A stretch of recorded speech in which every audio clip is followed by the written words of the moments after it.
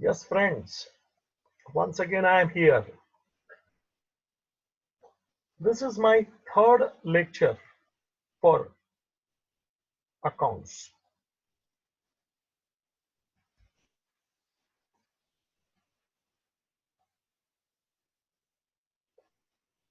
Lecture number third. भाई साहब, हमने जो भी अभी तक सीखा है, देखा है, मैं थोड़ा रिकेप करना चाहूंगा क्योंकि टेक्नोलॉजी का जमाना है तो बहुत सब कुछ फास्ट आता है। आप देख लीजिए, अपन ने बिल्स ऑफ एक्सचेंज में क्या क्या सीखा था और मैं लास्ट में कहां आपके सामने अटका था। बिल्स ऑफ एक्सचेंज मैंने ये आपके सामने रखा था, चैप्टर लेक्चर नंबर 2 जरा मैंने सामने रख लिया। You please please see. आज के मॉडर्न युग में सब कुछ क्रेडिट पे चलता है, तो विश्वास किस पे करें। तो ए ने बी को गुड्स बेचा, ऐसा एक डॉक्यूमेंट बनाया, 10,000 रुपये का स्टैम्प बिम्प लगाया। देख लो, खुद ड्रोवर है ए, बी ड्रोवी है जिसके ऊपर ये बिल बनाया था, और कभी कभी वो सी का नाम भी लिखता है पेई का, कि पैसा ये मेरे कोई क्रेडिटर को चुका देना। मतलब there can be maximum 3 parties to bills of exchange, ये भी मैंने बताया था। ए के लिए ये बिल रिसीवेबल है, बी के लिए पेएबल है। There are 3 parties, drawer, drawee and payee. ठीक है। फिर मैंने इसकी कुछ बातें आपके सामने रखी थी और आपको कुछ डेफिनेशन लिखाए थे। Drawer, the person who draws the bill; drawee, the person or the party on whom the bill is drawn; and the payee is the person or the party to whom the amount of bill is to be paid. फिर मैंने आपके सामने कुछ date की बात रखा था कि बनाया जाता है एक दिन को, हो सकता है एक्सेप्ट कोई दूसरे दिन को किया जाए, तो मिस्टर बी जब साइन करेगा ना, तब ये बिल ऑफ एक्सचेंज एक असली रूप धारण करता है, लीगल। क्योंकि कोई एक्सेप्ट करेगा तो ही वो डॉक्यूमेंट का वैल्यू बनता है कि अच्छा कोई पैसा देने वाला है। विदाउट एक्सेप्टेंस जब ए ने बनाया है तो वो डॉक्यूमेंट को ड्राफ्ट बोला जाता है। ये भी मैंने आपके सामने एक फिल इन द ब्लैंक रखा था। ये बिल मिस्टर बी एक्सेप्ट करके वापस ए को पहुंचा देगा। फिर मैंने बातें आगे बढ़ाई थी कि bills of exchange is one type of order in writing. This is not any kind of request, please. It is the legal document. तो चेक होते हैं, ड्राफ्ट होते हैं, प्रोमिसरी नोट होते हैं, ऐसे ये भी बिल्स ऑफ एक्सचेंज भी एक लीगल डॉक्यूमेंट है, फाइनेंशियल डॉक्यूमेंट है। और क्योंकि ये एक दूसरे को अपन ट्रांसफर कर सकते हैं, it is called negotiable instrument. मतलब A can transfer to another person, C, D, E, ऐसे एक दूसरे को एंडोर्स किया जा सकता है, ट्रांसफर किया जा सकता है। मैंने थियरी की बातें आगे रखा था। बाबूजी, एक्सेप्टेंस ऑफ 2 टाइप्स। साइन जब भी करेगा, एक्सेप्ट करेगा, acceptance of 2 types. One is the general acceptance. General मतलब आप जो दो, जैसा बनाया, I am signing as it is, no change. And second is the qualified acceptance, means conditional acceptance, कि आपने बिल मुझे भेजा है, मुझे यानी मिस्टर बी को। A sends the bill to mister B for acceptance, sign कर भाई।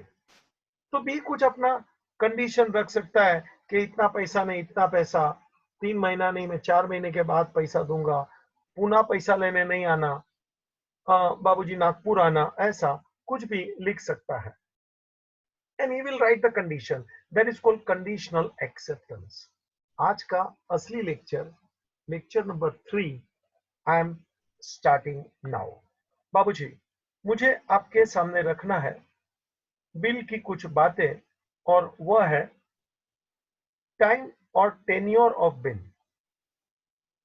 टेन्योर का मतलब होता है, टर्म का मतलब होता है टाइम ऑफ बिल। जरा शांति से सुनना, समझना। Tenure means time. जैसे अपन लिखते हैं ना 3 months, 4 months, this is called time. बाबूजी, on the basis of time we can classify the bill into two. One is time bill, babuji, one is time bill and second is demand bill. Time bill का मतलब होता है कि हमने कुछ समय लिखा है, 3 महीना वगैरह, जैसे अपन ने अपने बिल में 3 months समय लिखा था, तो that is the time bill. और अगर जो समय नहीं लिखे तो वो हो जाता है डिमांड बिल। मतलब I will collect money on demand. मैं मांगूंगा तब तू पैसा देगा। मांगेगा मतलब मैं 7 दिन के बाद मांग सकता हूं, कल मांग सकता हूं, ये आज मांग सकता हूं, वो अभी भी मांग सकता हूं। On the spot give me, sign किया, चल पैसा ला। Whenever I want I can demand. Time bill में तो क्या है, 3 महीना लिखा है, मतलब मैं तेरे से पैसा मांगेगा after 3 months। On the expiry of 3 months I will collect money, that is called time bill. Bill के अंदर टाइम लिखा है, चाहे वो 40 दिन का है, मैं पैसा 40 दिन के बाद लूंगा। चल जरा आगे डिस्कशन करूं। On the basis of tenure यानी कि समय, bills of exchange can be classified into two. One is the time bill, second is the demand bill. Demand bill का मैंने मीनिंग समझाया, उसमें कुछ लिखा नहीं होता, सीधा लिखता है कि I will take money whenever I want on demand, you will have to pay. On demand, you will have to pay. Time bill में समय मेंशन किया है, 3 months, 4 months ऐसा। जरा सुनिएगा बच्चा। Time bill again classified into two. Time bill में भी मुझे डेप्थ में जाना है। It is classified into two. One, it is after date and second it is after sight. जरा शांति से सुनना। Time after date, time after sight, क्या मतलब है रे मेरे बातों में? देखो बाबू जी, मिस्टर ए ने बच्चा 3 महीने का बिल बनाया था, तो क्या हाँ सर जी बनाया था। मिस्टर बी ने एक्सेप्ट किया था, तो क्या हाँ सर जी। अब जरा सुनना, मैंने तभी भी थोड़ा चालाकी किया था। वो क्या चालाकी था, जरा मैं तेरे को वहां मैं लेके आ रहा हूं। वो क्या चालाकी था जरा देख। मैं जानबूझ के उधर आ गया जहां मैंने बिल बनाया था। जरा शांति से देख। बिल बनाया था, उसका डेट था 1 जनवरी। जरा देख रहे, मेरा ये तेरे को दिखाने का मकसद क्या है, स्क्रीन पे देखना। 1 जनवरी ए ने बिल बनाया था 1 जनवरी, और बी ने पूना में इसको साइन किया था 3 जनवरी। दिख रहा है क्या रे? Date of bill drawn by A on 1 January. Mister B signed and accepted in Pune on 3 January. Courier में उसको 3 जनवरी को बिल मिला, साइन करके उसने मिस्टर ए को रिटर्न कर दिया। देखना ये चीज, देखना मेरा एरो, ये वापस उधर आ रहे जिधर थे अपन। तो टाइम 3 महीना, बिल बनाया था ऑन 1 जनवरी 20, बिल को एक्सेप्ट किया गया था 3 जनवरी 2020। अब सुनिएगा, 3 महीने का समय कहां से स्टार्ट होगा बच्चा? 1 जनवरी से या 3 जनवरी से? क्यों भाई? 2 डेट अलग है बिल के अंदर। बनाने वाले की एक डेट है 1 जनवरी, एक्सेप्ट करने वाले का बी का सिग्नेचर हुआ है 3 जनवरी को। तो प्रश्न आता ही है ना मेरे को कंफ्यूजन कि सर जी 3 महीना आप कहां से गिनोगे? आंसर इधर ही है बाबूजी। अगर जो बिल्स ऑफ एक्सचेंज में शब्द डाला है after date, bills of exchange में डॉक्यूमेंट में शब्द डाला है आफ्टर डेट, मतलब 3 महीना तू 1 जनवरी से गिनेगा। और यदि शब्द डाला है आफ्टर साइट, मतलब बी साइन करेगा, बी देखेगा और साइन करेगा, तब से उसका 3 महीना चालू करने का, that is called after sight. मतलब 3 महीना 1 तारीख से भी हो सकता है, 3 महीना 3 तारीख से भी हो सकता है। बिल्स ऑफ एक्सचेंज के अंदर लिखने का ना आफ्टर साइट आफ्टर डेट। बाबू जी अपन होटल में इडली खाने को जाते हैं तो बोलते हैं ना संभार डाल के दीजिए, संभार बाजू में दीजिए, बोलते हैं ना, है ना? संभार तो वही खाना है लेकिन डाल के देंगे कब? तो के सर बोलिए ना। ऐसे इधर भी देखना 3 महीना कहां से रे? If it is return in the bill document after date means you will count your 3 months from 1st January, that is the date of bill drawn. And if it is mentioned in the document after sight, that means 3 months you will be starting from the date of sight signed, 3rd of January. That is the meaning, Babuji. On the basis of tenure, time, bill classified into two, time bill, demand bill. Time bill again classified into two, after date, after sight. जरा नाटक कर लेने दे मेरे को थोड़ा बाबूजी। 3 महीना खत्म कब होगा बाबूजी? 3 महीना खत्म कब होगा जरा देखना, first month, second month and third month. बाबूजी 3 महीना खत्म कब होगा जरा देख ले, कैलकुलेशन करने की मेरी स्टाइल देख बाबूजी।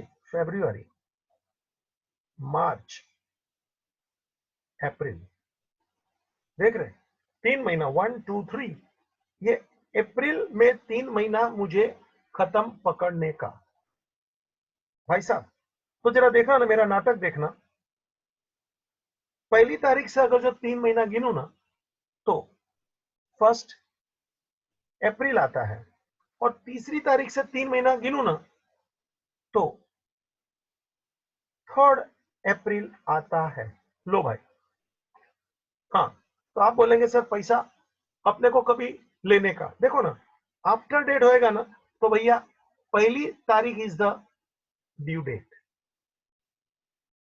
और आफ्टर साइड होगा ना तो भाई साहब 3rd April is the due date. जरा मेरे को बोल लेने दे, ड्यू डेट का मतलब क्या होता है? जरा मेरे को बोल लेने दे, ड्यू डेट का क्या मतलब होता है?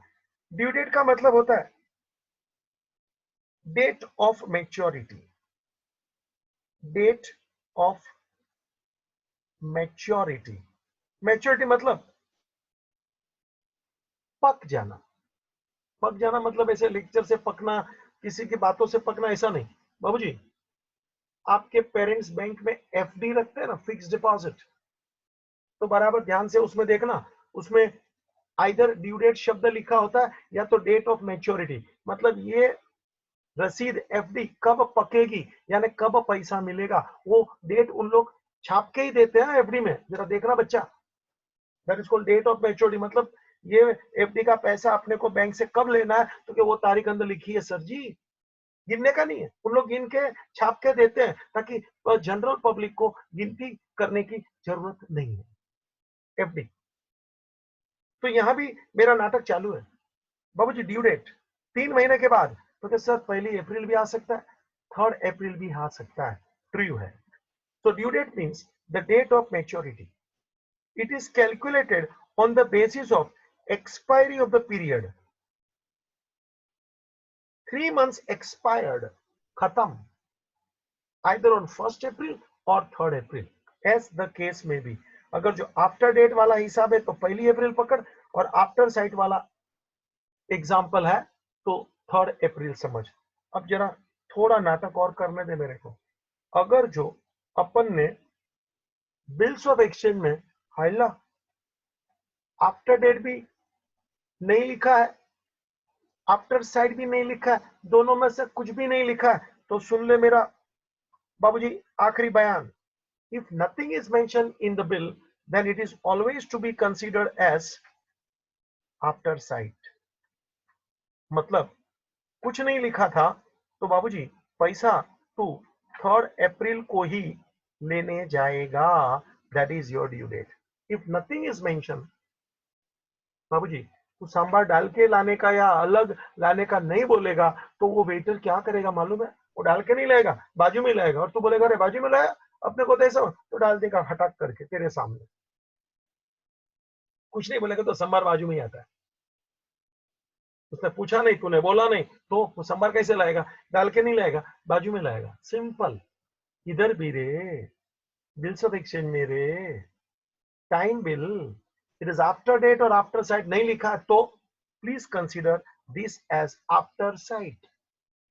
बहुत साफ बात करता हूं, डाउट रखूंगा ही नहीं। तू मेरे सामने बैठा हो या ऐसे वर्चुअल बैठा हो, डाउट क्यों आएगा बच्चा? जहां उजाला होता है वहां कभी अंधेरा आ ही नहीं सकता। हटाओ प्लीज सी, एक भी बात में तेरे को जरा भी डाउट नहीं मिलेगा, and still again I will be there and I am 100% available. नहीं लिखा है तो इसको आफ्टर साइट लेना, 3 अप्रैल लेना, टू द पॉइंट, जरा ध्यान देना। तो तेरे को पैसा 3 अप्रैल को मिलेगा, हाँ 3 महीना खत्म कैसे गिनने का देखना, जनवरी से चालू कर।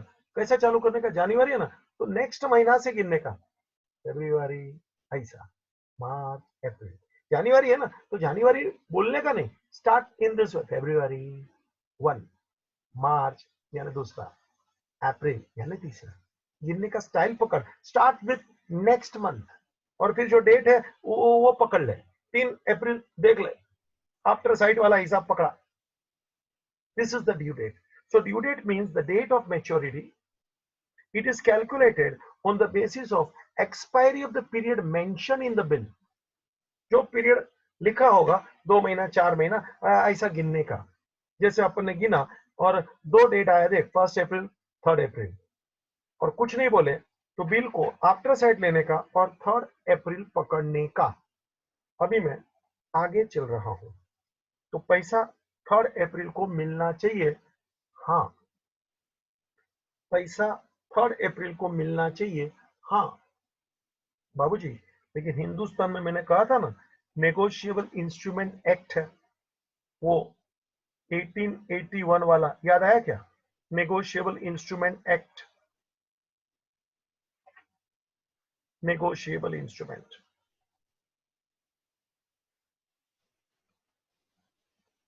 इसके मुताबिक जो भी नेगोशिएबल इंस्ट्रूमेंट होते हैं future dated, like bills of exchange, hundis, promissory note etcetera, बाबूजी कायदा क्या बोलता है भारत का, सुन ले। ये डॉक्यूमेंट में आप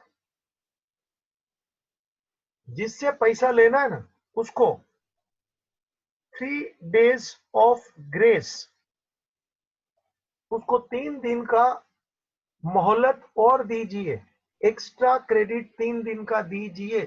ये मैं नहीं बोलता हूं, कानून बोल रहा है बच्चा, 1881 का कानून आज भी बोल रहा है जी। और 3 ही दिन, 2 नहीं 4 नहीं, कानून में 3 लिखा है। मतलब जरा देख ले, मान लो आफ्टर साइट वाला बिल था तो 3 महीना 3 अप्रैल को खत्म हुआ, तो बाबूजी मेरा वास्तव में पैसा लेने का दिन कौन सा आएगा, 3 अप्रैल था ना, उसमें 3 दिन ऐड कर दे, यानी मेरा आंसर क्या आएगा जरा देख ले, 6 अप्रैल। और इसको मैं बोलूंगा लीगल ड्यू डेट। जरा सुनते जाना भाई, इसको मैं बोलूंगा लीगल ड्यू डेट, और जो 3 अप्रैल था ना उसको बोलूंगा nominal due date, nominal due date. तो ड्यू डेट तेरे सामने दो है यार, 1 इज 3 अप्रैल, हाँ, सेकंड इज 6 अप्रैल, हाँ। 3 अप्रैल बोलेगा तो वो 3 महीना कैलकुलेट किया ना, तभी 3 अप्रैल आया, 3 महीना समाप्त, और उसमें 3 दिन कानून के वजह से डालना पड़ा तो हो गया 6 अप्रैल। तो 3 अप्रैल को बोला जाता है बच्चा नॉमिनल ड्यू डेट, और 6 अप्रैल को बोला जाएगा legal due date. Nominal due date as per the calculation, legal due date तो के वो जो नॉमिनल ड्यू डेट था ना, लीगल ड्यू डेट यानी वो जो नॉमिनल ड्यू डेट था ना, नॉमिनल ड्यू डेट था ना, उसमें 3 दिन ऐड कर। देख ले भैया, you are getting legal due date. So legal due date is equal to, देखना बॉक्स में लिखा रे, पैक कर दिया, घर पे लेके जा। Legal due date is equal to nominal due date plus 3 days। I repeat, legal due date is equal to nominal due date plus 3 days of grace. यानी असली में तेरे को पैसा 6 अप्रैल को मिलेगा बच्चा, 3 अप्रैल को नहीं मिलेगा, क्योंकि 3 दिन वो ड्रोवी को एक्स्ट्रा मिलता है लीगली। तो अगर जो तू 3 अप्रैल को आएगा ना, तो तेरे को बोलेगा भाई 3 दिन के बाद आना, चल। This is the reality in India. 3 days of grace is allowed. बाबूजी दुनिया के सब देशों में ऐसा नियम नहीं है, यूके में है और भी कुछ देशों में है, सब देशों में नहीं है। अपन हिंदुस्तान तो क्या यूके का पीछू पीछू चलते हैं ना, गुलाम थे ना तभी, अभी भी उसके कानून चालू है ना। आई डोंट नो व्हाई, लेकिन बाबूजी कानून में है तो चर्चा नहीं करना है। तू भी मान ले, मैंने भी मान लिया रे। So legal due date 6 April, on that date B पैसा चुकाएगा ट्रू। अब जरा सुनना, मुझे कुछ बात में थोड़ा यहां बढ़ावा करके बोलना है। भाई साहब जरा ध्यान देना, मान लो जो लीगल ड्यू डेट है वो संडे को आवे। मान लो अपना ये डेट था ना, कौन सा डेट था रे, ये देखना, कौन सा डेट था रे, अपन ने लीगल डेट ढूंढा ना, 6 अप्रैल, दिख रहा है क्या? मान लो वो 6 अप्रैल संडे है, यानी वो हॉलीडे है। मान लो 6 अप्रैल वो संडे है, हॉलीडे है, तो मैं पैसा कभी लूं यार? कानून में लिखा है अगर जो legal due date is public holiday may be Sunday, generally ऐसा मैं जो बोलता हूं उसको ध्यान में रख के अपने को बहस नहीं करना है, चर्चा नहीं करना है प्रेजेंटली। मान लो वो दिन हॉलीडे है, तो पैसा कब मिलेगा? आंसर बाबूजी, you collect money on previous day. Previous day बोलेगा तो एक दिन पहले, यानी 5 अप्रैल को पैसा ले ले, यानी सैटरडे को पैसा लेके आ। कोई बोलेगा सर सैटरडे को भी हॉलीडे हुआ तो, सीधी बात है, हो सकता है ना, तू शाना ले, तो एक दिन और जल्दी आ जा, 4 अप्रैल को पैसा ले ले, फ्राइडे को। तू मेरे से बहस कर सकता है तो मैं तेरे को जवाब देता हूं, ले ना। 6 अप्रैल was the legal due date. Suppose Sunday, suppose public holiday, then amount to be collected on previous day. याद रखना, fill in the blank में आता है ये सब। लेट नहीं, पहले प्रीवियस डे, अर्ली, यानी 5 अप्रैल सैटरडे। और कोई वापस मेरे को पकड़ेगा, सर मान लो सैटरडे को भी कुछ कोई हॉलीडे वगैरह, ठीक है यार तेरी बात मान लिया मैंने, देन 4 अप्रैल मतलब अर्ली। अब जरा सुनना, हॉलीडे तो भारत में बहुत है, हिंदुस्तान तो बच्चा त्योहारों का देश है, बहुत बढ़िया। अपने यहाँ तो कितने, तो अपने को कौन सा हॉलीडे लेने का, सुन ले, we are concern only with the national public holiday. National public holiday, और ऐसे देखो ना तो भारत में नेशनल पब्लिक हॉलीडे 2 ही है, और शायद गांधी जयंती को 2 अक्टूबर गिनू तो 3।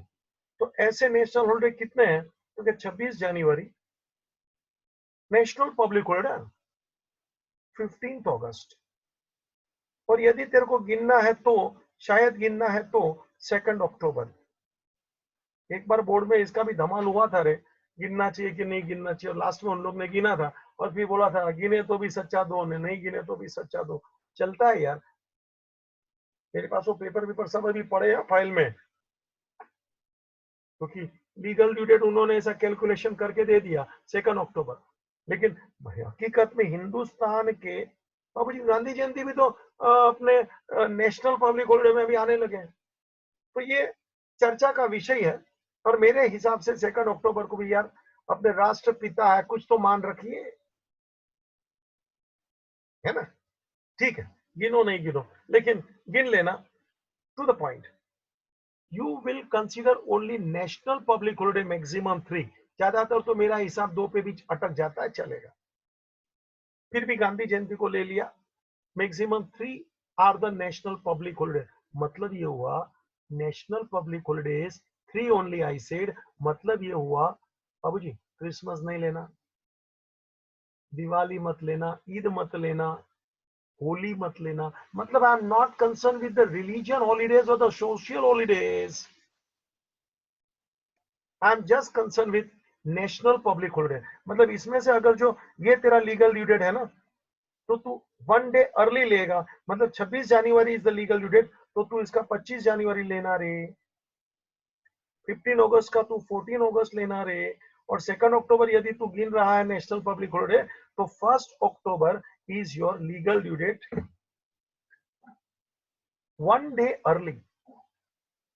भारत के 3 ही नेशनल पब्लिक हॉलिडे गिनना, 2 ही मेरे को ऐसे तो अच्छा लगता है, लेकिन गांधी जयंती का एक बार ये बोर्ड के एग्जाम में हुआ था, ले नहीं ले, और फाइनली उन्होंने दोनों तरफ अपना हिसाब रखा था।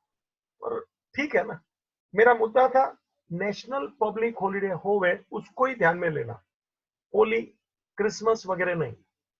दिस आर रिलीजियन हॉलीडेज, समझ में आया। तो अगर जो due date is falling, legal due date is falling on national public holiday, then you will take previous day as the legal due date, यानी कि 1 डे अर्ली। बाबूजी मुझे कुछ और भी बातें करना है भाई साहब, ऐसा भी तो हो सकता है देयर इज इमरजेंसी हॉलीडे। क्या है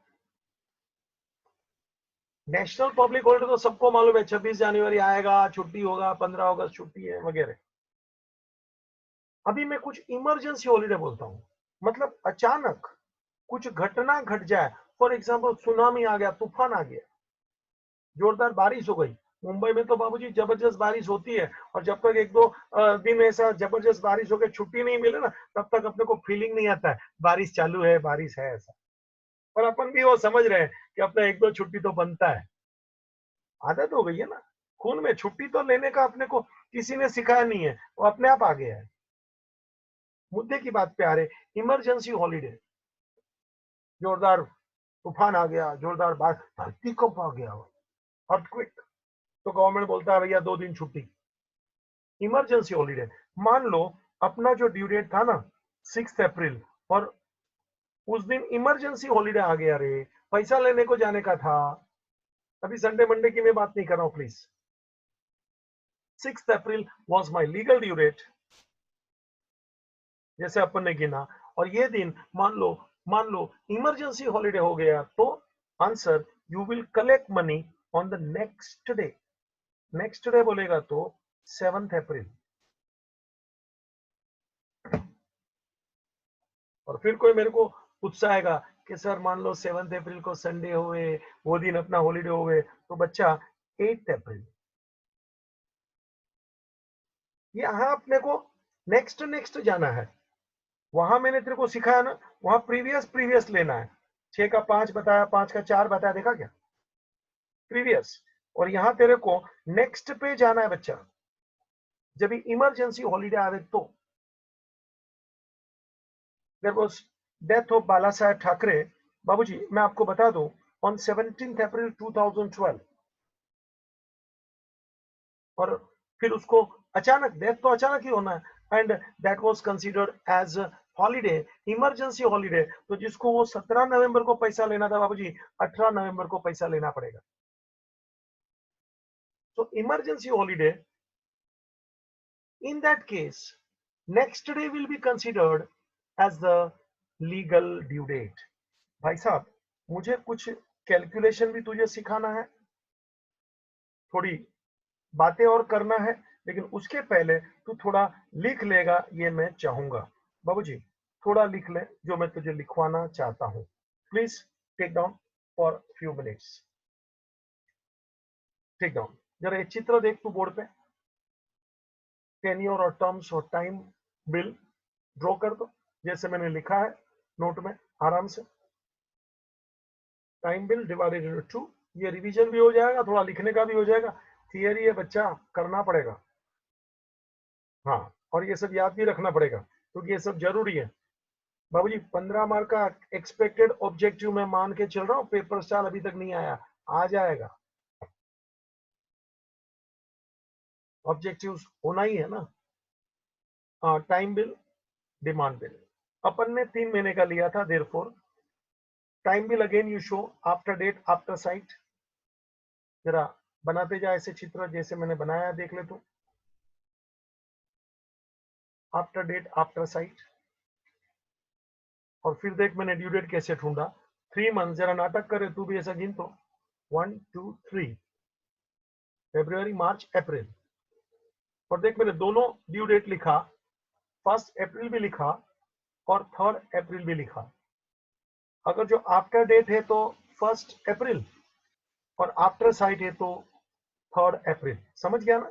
3 महीना कहां से कैलकुलेट करने का। ड्यू डेट,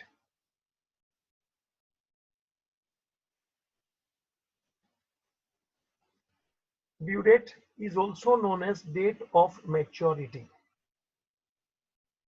जरा लिखना, due date is also known as date of maturity। एक वाक्य लिख ले, it is calculated, it is calculated on the basis of, on the basis of period mentioned in the bill, period mentioned in the bill। अभी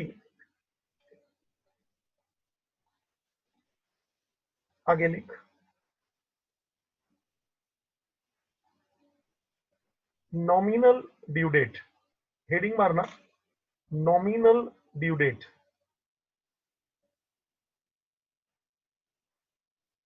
लिख उसके अंदर, it is the date, nominal due date, उसके ऊपर एक वाक्य लिखवाना है, नॉमिनल ड्यू डेट, उसमें लिख, it is the date on which the period of the bill is expired, period of the bill is expires। और नेक्स्ट हेडिंग मार, एक लाइन छोड़ के, समझ गया होगा कौन सा heading, legal due date, legal due date लिख।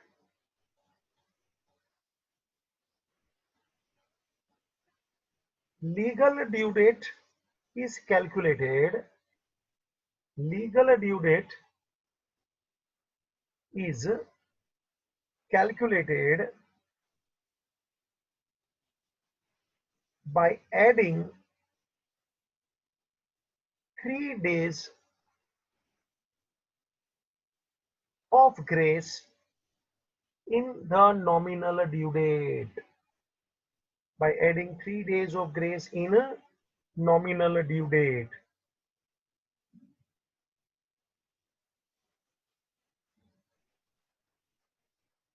Drovey gets extra time,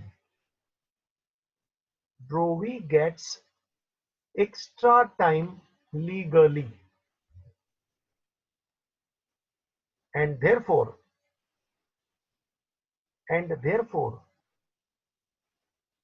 it is the date on which,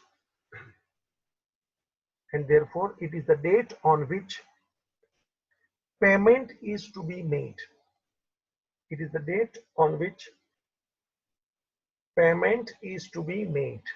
बाबूजी, लीगल ड्यू डेट का मीनिंग खत्म हुआ, आगे लिखने का चालू रख, लिख, पैराग्राफ करके आगे लिख. If legal due date falls on Sunday, into bracket write holiday,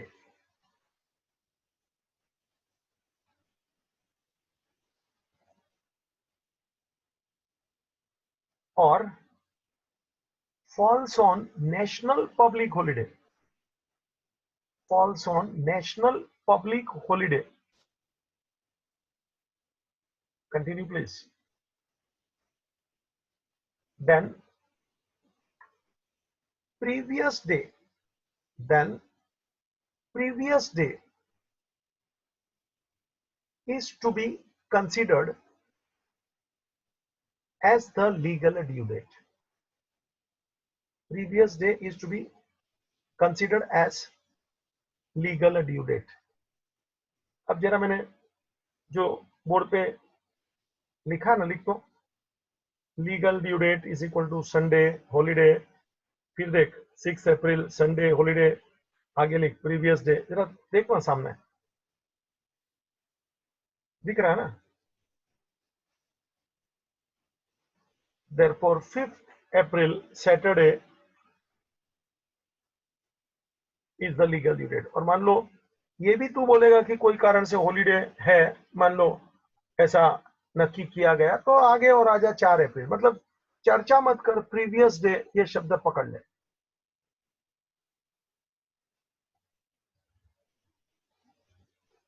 और आगे लिख नेशनल पब्लिक हॉलीडेज.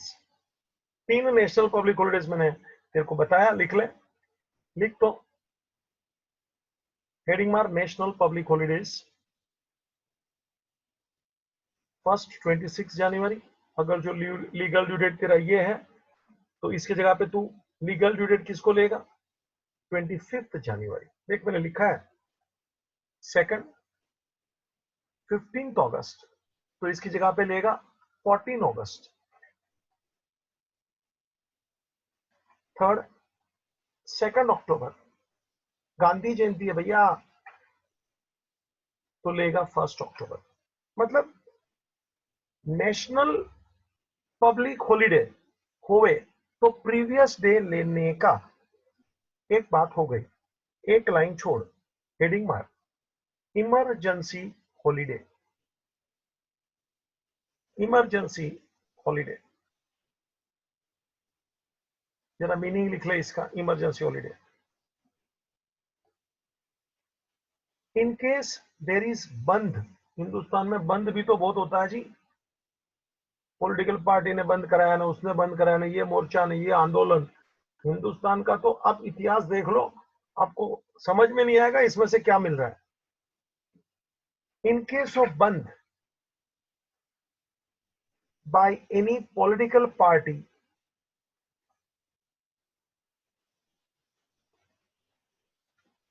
और any incident happen, any incident कुछ घटना, any incident happens like earthquake, heavy rainfall, or even death of big personality, or even death of big personality, then तो क्या करने का बच्चा? Then next day will be taken as the legal due date. Then next day will be taken as the legal due date. और फिर तू बोलेगा sir next day Sunday है, वो भी हॉलीडे है, तो नेक्स्ट पे नेक्स्ट जा. 7 का 8 देखना, जरा मैंने लिखा है, लिख तो. लीगल ड्यू डेट 6 अप्रैल, बोर्ड पे देख रहे. लीगल ड्यू डेट 6 अप्रैल, तो नेक्स्ट डे 7 अप्रैल, और तू बोलेगा वो भी संडे है ऐसा बोला है, तो कैलेंडर में लिखा है तो 8 अप्रैल। अब यहाँ नेक्स्ट नेक्स्ट नेक्स्ट लेके जाने का। भाई साहब, मुझे तेरे साथ थोड़ी बातें करनी है और मुझे तेरे को कैलकुलेशन कराना है। जरा ध्यान रखना, लिख तो हेडिंग मार, calculation of legal due date. चल मेरे साथ भाई, शांति से अभी गिनना, calculation of legal due date.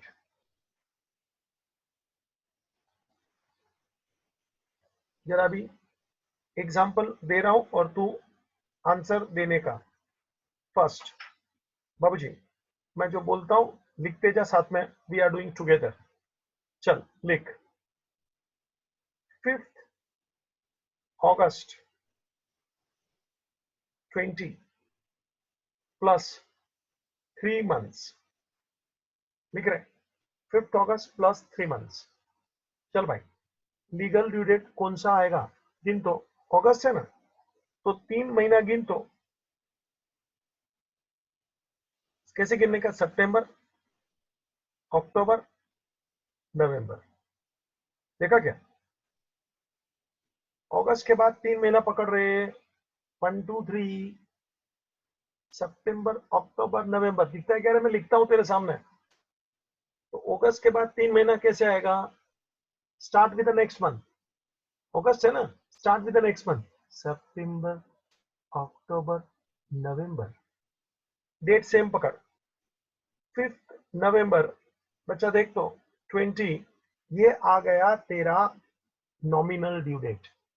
Of course तू इसमें 3 दिन ऐड करने वाला है, और देख ले तेरा लीगल ड्यू डेट आ गया कौन सा, तो के 8 नवंबर 2020। See please my final answer once more. वापस आराम से अपन कैलकुलेशन सीख रहे हैं कि लीगल ड्यू डेट कैसे ढूंढते हैं। कोई भी मैंने डेट लिया, देखना 5 अगस्त 3 महीना, कैसे ढूंढने का, तो सब 3 महीना ऐड करो, अगस्त उसके बाद 3 महीना चल, सितंबर, अक्टूबर, नवंबर। 5 तारीख था ना, पकड़ ले, 5 नवंबर हो गया। तो पहला जो 5 नवंबर आया ना, this is called nominal due date. मुझे लीगल ड्यू डेट ढूंढना है ना, तो देख मैंने 3 दिन ऐड किया रे, तो 5 नवंबर प्लस 3 days, आंसर 8 नवंबर is the legal due date.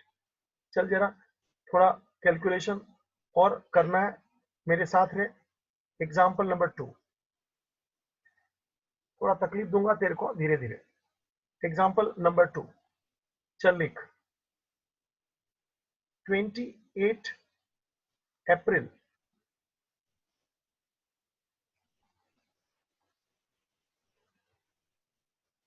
1999 plus 4 months.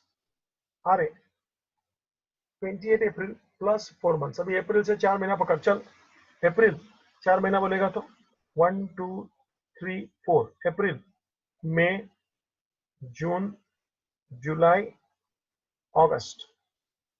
तो आंसर आया बाबूजी, ये आंसर आया, देख तो 4 महीना कैसा आया, मई, जून, जुलाई, अगस्त। बाबूजी अगस्त यानी 4 महीना समाप्त, 28 अगस्त। देख ले, 28 डेट मैंने सेम लिख डाला, 28 अगस्त। Of course I want to add 3 days, तो 31 August 1999 is the legal due date. Legal due date. चल भाई, एग्जाम्पल नंबर 3, अभी थोड़ा और तकलीफ दूंगा। चल लिख, 28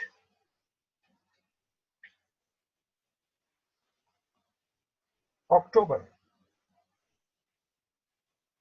1995 1995 प्लस 4 मंथ्स। आजा भाई, चल भाई। अक्टूबर 4 महीना गाड़ी चला, अक्टूबर 4 महीना गाड़ी चला, अक्टूबर, नवंबर, दिसंबर, जनवरी, फरवरी। बाबूजी, ये जनवरी फरवरी बोलेगा तो साल चेंज हो जाएगा, जरा देख तो। It will be 1996।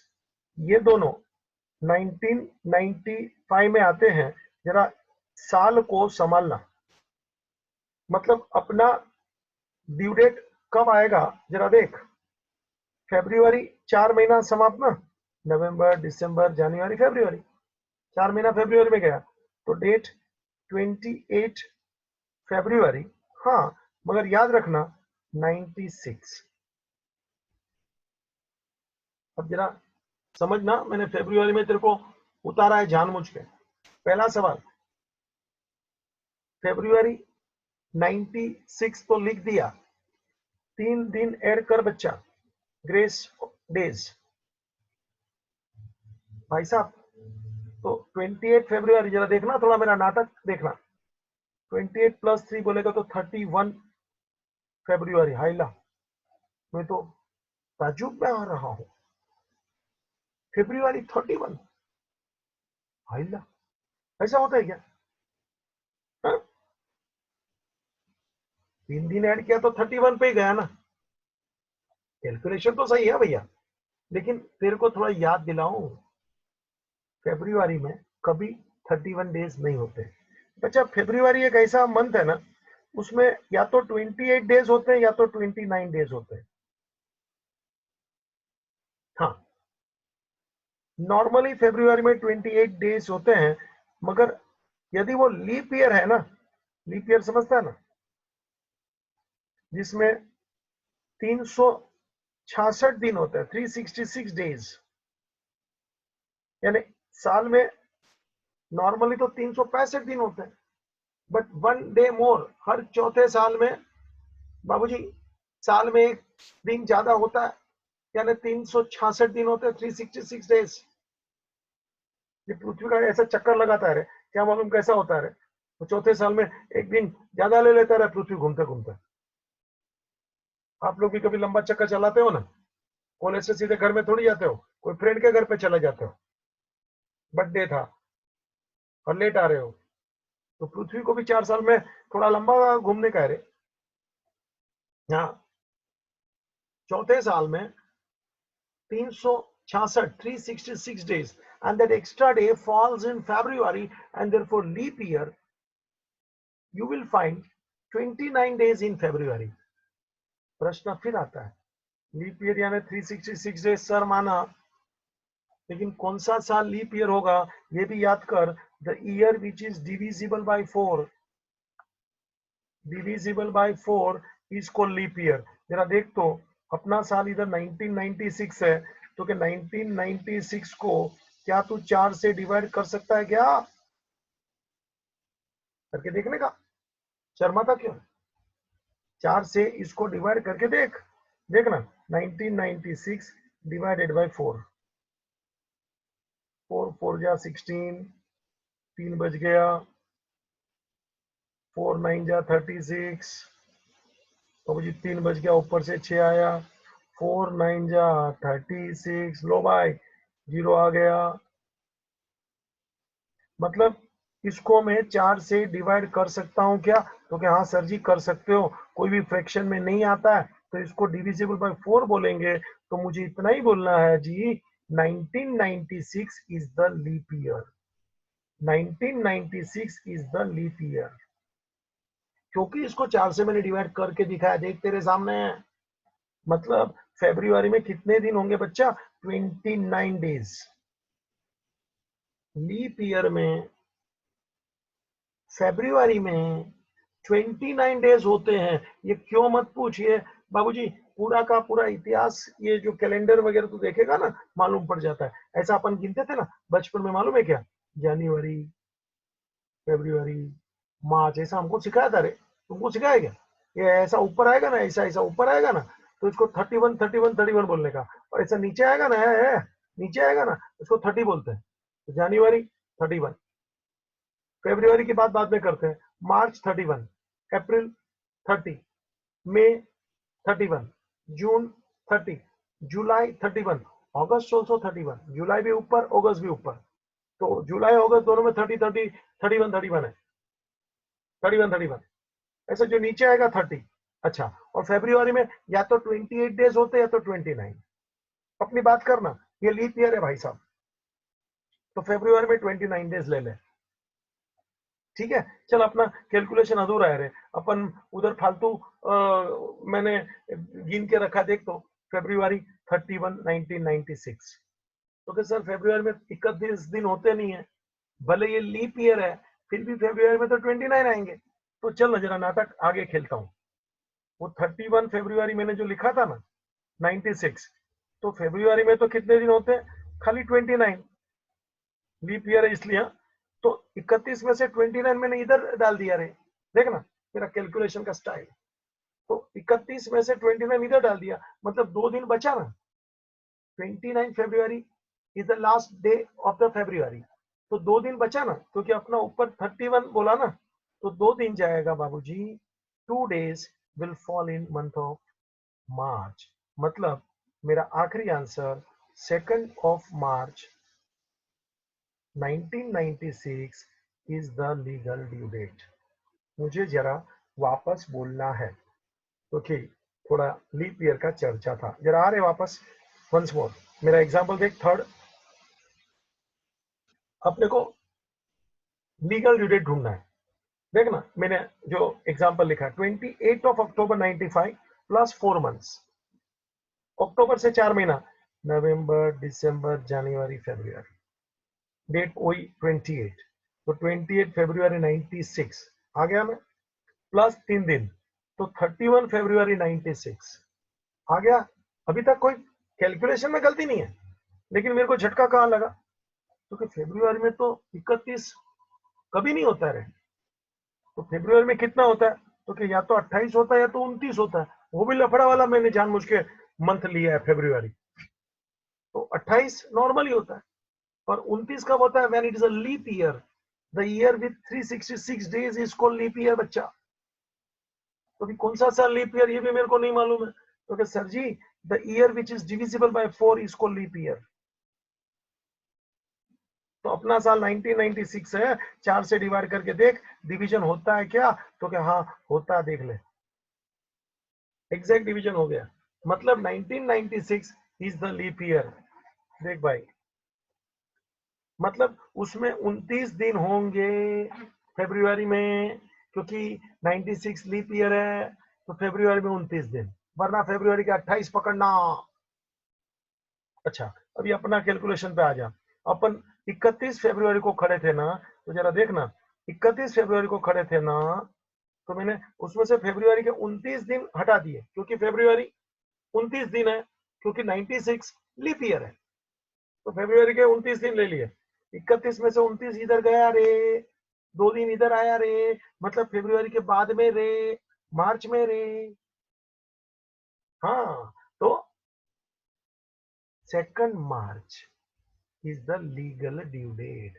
जरा पूरा लिख ले, तो तूने गिनती किया है तो अच्छी बात है, नहीं किया तो वापस कर ले, और एक बार और समझना, आराम से समझता है। और ये लीप ईयर वगैरह कोई अभी नहीं 12वीं में थोड़ी सिखाने का यार, ये मेरे को सिखाना पड़ता है, कोरोना में बैठे हैं सब लोग। बाबूजी लिख ले, पूरा कैलकुलेशन कर ले, देख मैंने तेरे लिए डिवीजन भी किया भाई, क्योंकि अपन सामने नहीं है ना।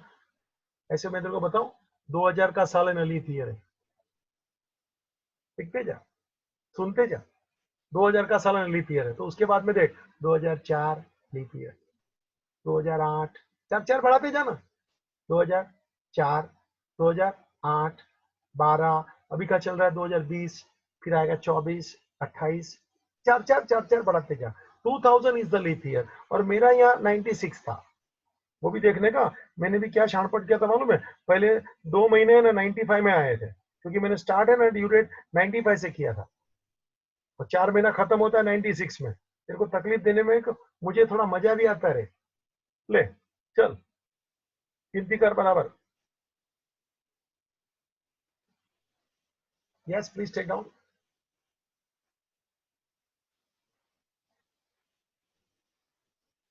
एक और कैलकुलेशन करूंगा।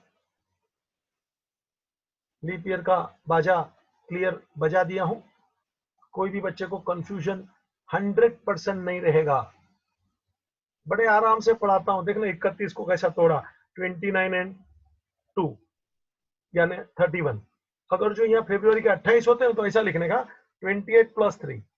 कोई बोलेगा ना सर ये आपने 29 लिखा उसकी 28 होता, तो सीधी बात है ना। अगर जो 28 होता ना तो फेब्रुवरी 28 यानी लास्ट, तो फिर 31 में से 28 गया, मतलब 3 days will fall in March. तो उस टाइम पे 3rd March becomes the legal due date. सुनता है क्या रे? 28 का महीना होता तो 31 में से 28 फेब्रुवरी में ये बाजू चले जाते, यानी 3 दिन मार्च में जाते तो 3rd मार्च आता। चल हो गया बाबूजी। अपने को एक एग्जाम्पल और भी लेना है। आजा 4th। रेडी बाबूजी? चल 12th में प्लस 3 months।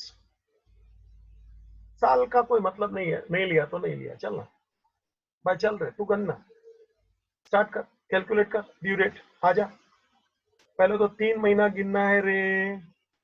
मई से गाड़ी आगे जाएगी रे। जून जुलाई अगस्त। लो भाई, तो 12 था ना, तो 12 अगस्त। लो भाई 3 months, जून जुलाई अगस्त। 12 का 12 लिख ले, 12 अगस्त। This is the nominal due date बच्चा।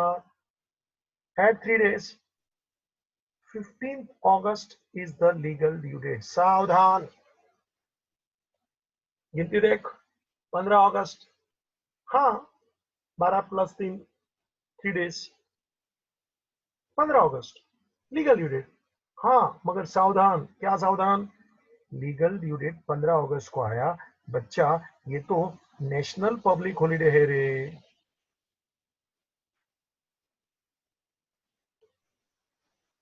इंडिपेंडेंस डे बच्चा भारत का 15 अगस्त, यानी 1 day early, and therefore 14 August is the final answer. ले 14 August is the legal due date.